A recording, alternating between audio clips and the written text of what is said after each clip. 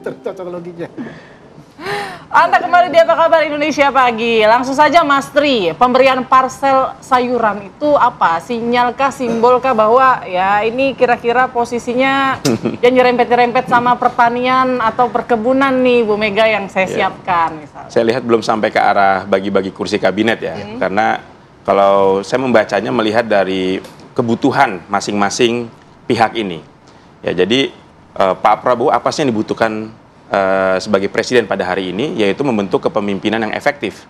Kepemimpinan beliau sebagai presiden yang efektif, menjalankan pemerintahan secara efektif, agar masalah-masalah yang ada bisa tuntas, bisa tertangani, dan di sisi lain secara politik juga mendapatkan reward dari masyarakat.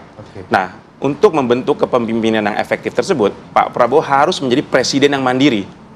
Yang selama ini saya membacanya masih ada kesan bahwa the real presiden masih bukan Pak Prabowo, the real presidennya masih Presiden sebelumnya adalah Pak Jokowi. Dan image ini yang harus dibangun oleh Pak Prabowo pada hari ini. Dan jadi ada itu adalah indikasi kebutuhan mau meninggalkan Pak Jokowi, maksud Mas Tri ke depan? Iya, saya bukan ingin mengompor-ngompori agar Pak Prabowo dan Pak Jokowi ini berkonflik, tetapi presiden manapun membutuhkan tingkat otonom untuk bisa menjalankan pemerintahannya secara mandiri, tanpa takut atau tanpa harus dihantui, dibayang-bayangi oleh kepemimpinan sebelumnya.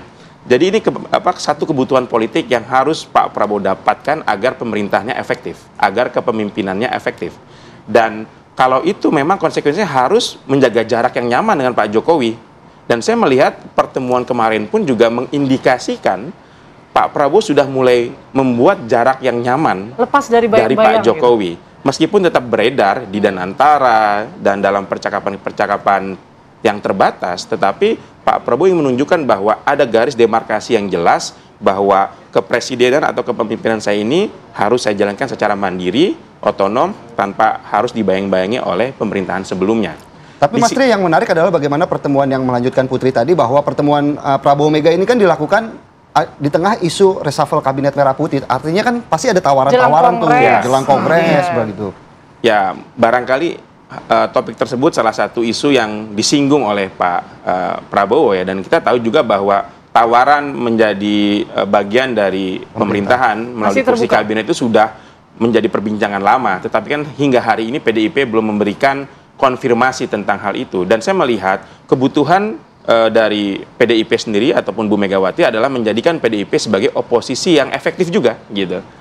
Jadi apa itu oposisi yang efektif? Oposisi yang benar-benar bisa dilihat oleh masyarakat, bukan oposisi yang nyinyir ya, bukan oposisi yang hanya sekedar mengkritik, memberikan solusi, tapi harus menjadi solusi, memberikan gagasan-gagasan yang sehat, yang konstruktif bagi pemerintah, dan itu membutuhkan kedekatan dengan pemerintah, kedekatan dengan presiden, sehingga apa yang disampaikan oleh PDIP dalam statusnya sebagai oposisi itu tidak dibaca salah oleh si presiden tersebut. Tidak dianggap sebagai serangan begitu kan? Tidak dianggap sebagai serangan. Dengan demikian yang akan mendapatkan insentif elektoral selanjutnya adalah PDIP. Kalau memang PDIP mampu menjadi oposisi yang efektif juga. Mas Andi, seperti yang disampaikan dan juga publik sampaikan, ada indikasi tampaknya Pak Prabowo ini akan meninggalkan Pak Jokowi. Bagaimana Jokowi mania?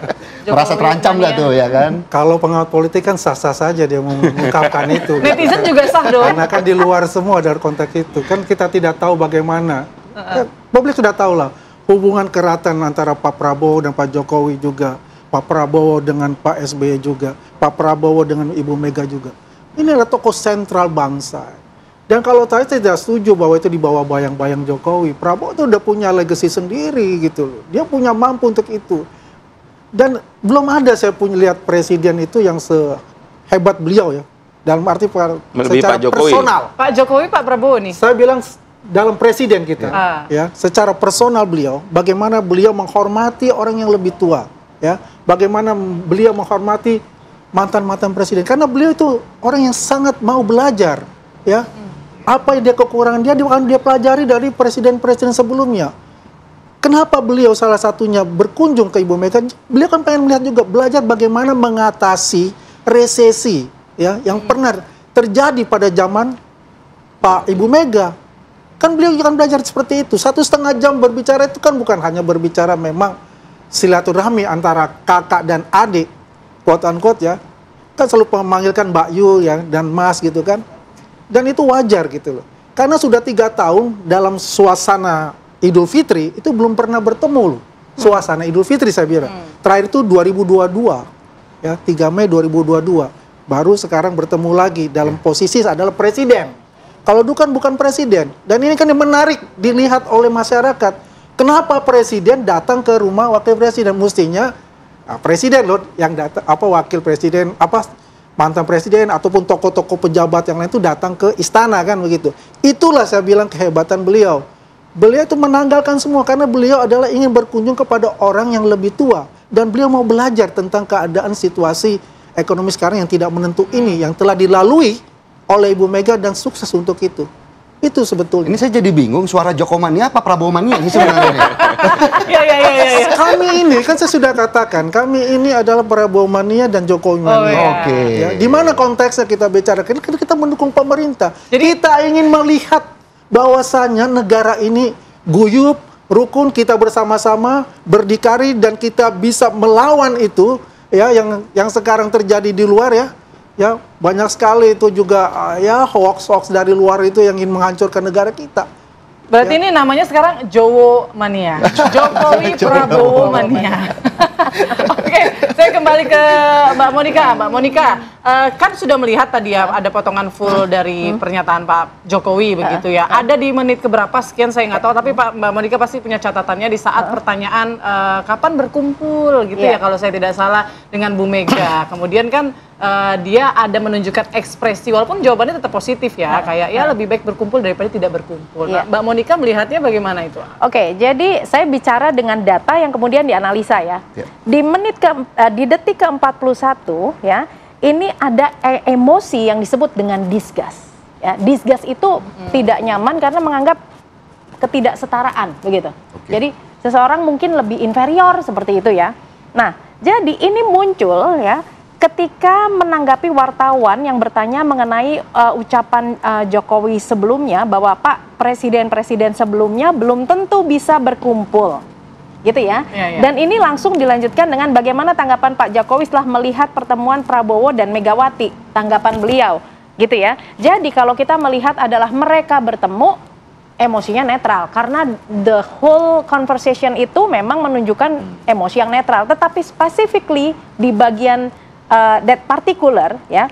Terus beliau mengatakan ya kalau bisa berkumpul itu akan lebih baik dibandingkan kalau tidak berkumpul. Jadi kita menarik suatu asumsi akankah Pak Jokowi akan bertemu dengan Bu Mega gitu ya. Di dalam konteks ini nih pada saat ini kok ada muncul disgust. Berarti artinya masih ada suatu jarak gitu antara Pak Jokowi dengan Ibu Mega gitu. Itu data yang berbicara di sini kalau saya tapi arah disgustnya itu lebih kayak ragu, nggak mungkin lah atau mungkin kayak kaget gitu atau kayak ya saya masih belum tahu gitu. Ya mungkin ada unresolved emotion juga yang belum kelar gitu kan. Kita kan scene-nya by time to time yang nantinya akan berubah dengan kita melihat bahwa Pak Prabowo sowan ke Ibu Megawati, the whole emotions yang dirasakan, emosinya yang banyak muncul adalah netral. Artinya kan oke, sudah dipersiapkan dan saya juga tahu kok dari beragam sumber lah ya begitu.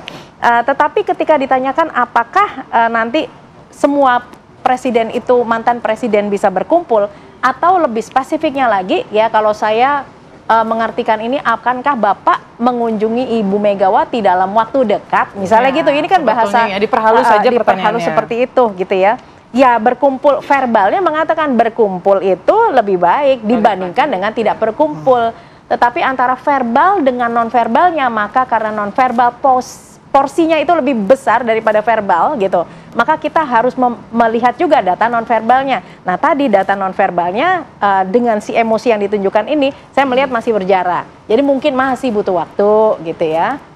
Masih panjang begitu artinya ketemu. Mungkin sedikit saya ada Mas Tri dari hasil garis besar pertemuan Prabowo dengan Mega ini seperti siapa yang lebih diuntungkan misalnya? Apakah pemerintah atau Partai Banteng Merah? Yang diuntungkan keduanya, karena yang dibutuhkan Pak Prabowo tadi saya bilang adalah kepemimpinan yang efektif, yang dibutuhkan Bu Megawati adalah oposisi yang efektif juga.